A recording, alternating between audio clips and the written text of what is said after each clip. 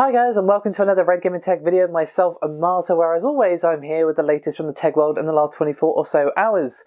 And today, my friends, we're going to kick things off with a rumour concerning Intel.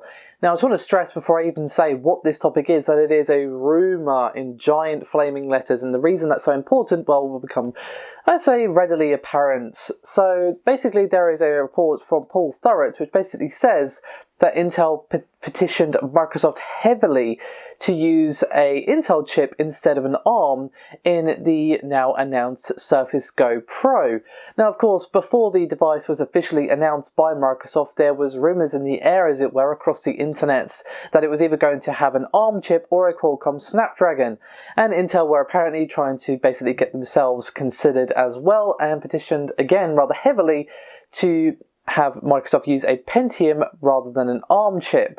So what did Intel want Microsoft to use instead? Well, unfortunately we don't know the exact chip that Intel was trying to get brought into the mix for consideration. We just know that it was a Pentium Gold CPU, and apparently Intel was rather aggressive with trying to get themselves basically in the mix. Obviously it didn't work out, they went with ARM, despite the fact that a Qualcomm chip probably would have given them longer battery life. They have gone with obviously ARM in this particular instance. So a rather interesting report, but again, it is a rumour on Threadripper.com, so take it for what it's worth, but obviously Intel's efforts proved fruitless, but it's still interesting nonetheless. Now we're going to move over to our next topic, which is a brief one, but still rather interesting and definitely worth a look in my opinion, and it's actually regarding 3D Mark and ray tracing. Now, of course, ever since Nvidia officially revealed the RTX Turing, and of course the ray tracing that goes along with it, we have been talking an awful lot about not only Turing, of course, but the ray tracing that Nvidia is championing so much with this new line of graphics cards. And essentially we're going to be seeing ray tracing added to 3D Mark. Or to be more specific, it's going to be added to 3D Mark Time Spy. So they have revealed that by the end of September we'll be seeing a new version of 3D Mark Time Spy with ray tracing support on top of what they already have. It's going to be launched around the next version of Windows 10, which coincidentally is going to be, again, around the end of September, and as you may recall, that's when the RTX Turing graphics cards, the RTX 20 Ti, 2080 and so on, are expected to be released as revealed by Nvidia at Gamescom. So if this actually ends up happening, as of course expected releases and actual releases do often differ, especially in the world of technology, we're going to be seeing this new benchmark come out with ray tracing support around the same sort of time as the graphics cards, which are heavily marketing themselves as, hey, we can do ray tracing, real-time ray tracing, and still have a playable frame rate, guys, come buy us. So obviously that's going to be very important to seeing the performance under, of course, reviewer testing. Of course, at the moment we've seen benchmarks from Nvidia, rumoured benchmarks and specs and all that beforehand, but obviously the real test is going to be when people such as ourselves get our hands on the card and run it through the ringer. So it's nice to see this being added to 3D Mark Time Spy, which is definitely one of our, so I would say, champion or flagship benchmarks when testing a graphics card or anything really. So it's definitely going to be curious to see what we see with these results when the cards actually come out. Now, speaking of ray tracing, we actually have an interesting comment from the developers of Metro Exodus and what sort of performance we're expecting in that particular game with ray tracing on with an RTX card. Now, of course, one of the games that Nvidia did show off at Gamescom was Metro Exodus with RTX on versus off, and it looked rather impressive to say the least. And we actually have a bit of a statement here made to Rock Paper Shotgun. Now, before I go on, I just want to say that this statement was made by one Ben Achard, who is the game's rendering programmer, and again was speaking to Rock Paper Shotgun. And according to him, they're targeting 1080p at a steady 60 FPS if the RTX effects are cranked up.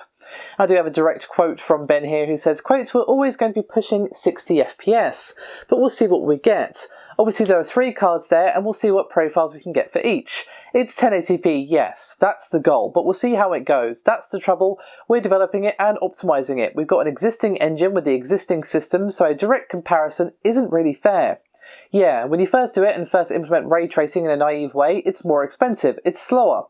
But if you optimize, yeah, you can get there. You get it up to frame rate, and that's what we've been trying out. Actually saying what the final difference is, I can't because we're not finished." Now, obviously, there are a couple of key takeaways here, which I did stress, with the RTX ray tracing and Shadow of the Tomb Raider report that I covered the other day, is not only are they, of course, still optimizing the game, it isn't due out for a little while, the drivers and the SDK that the developers are working on are still early. You know, we have seen in the past how much of a performance impact that drivers can actually make. It really is important to get the optimization up as much as possible with the software side. You know, without the software support to go along with it, a graphics card pretty much might as well just be a giant, very expensive paperweight. Now, another thing to take away as well is he makes no mention of what hardware they're actually running this on, this target of 1080p 60. Could be the 2070, could be the 2080, could be the 2080 Ti, we just don't know. Now again, I have discussed, as has Paul, the reports that the card struggles at higher frame rates with RTX enabled, and of course there was the reports from Gamescom that the RTX 2080 Ti was not hitting 60 at 1080p with ray tracing enabled in Shadow of the Tomb Raider.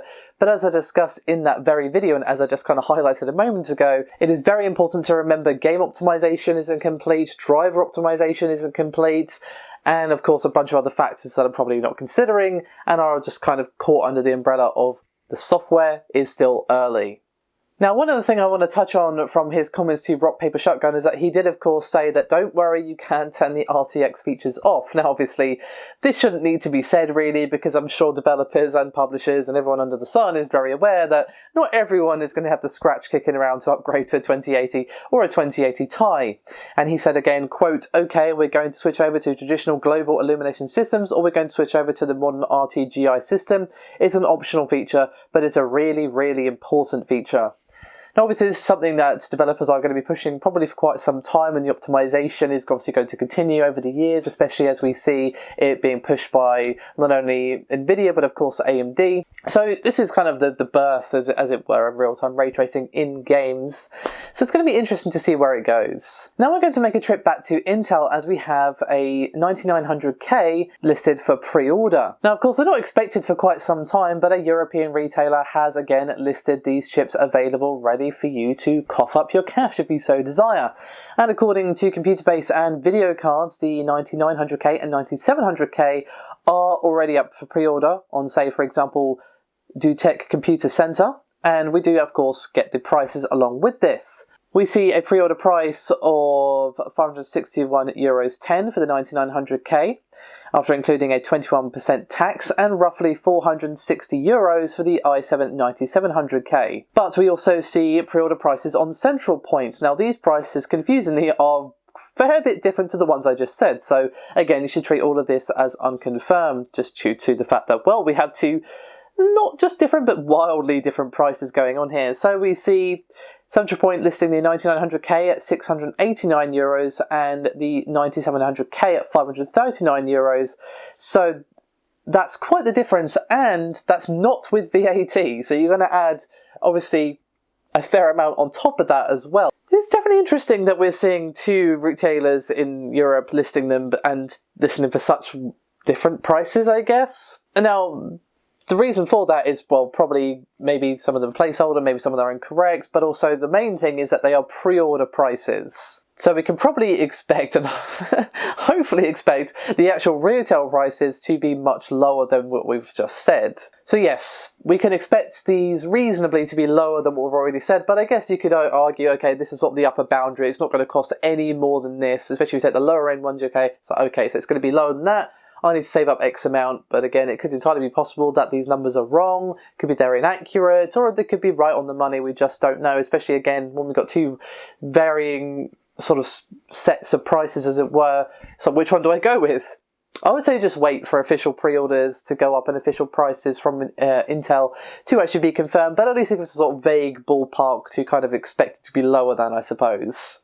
So we're going to finish things up today with a visit to Camp AMD, as they have given the original Threadrippers a rather significant price cut. These first surfaced thanks to the guys over at 3D Center, but People in the tech world reached out to AMD for confirmation, and yep, these are 100% accurate and the prices have been slashed. So we see a reduction on the 1950X of 20% from $999, the 1920X is down 50% from $799, and the 1900X is down 33% from $449.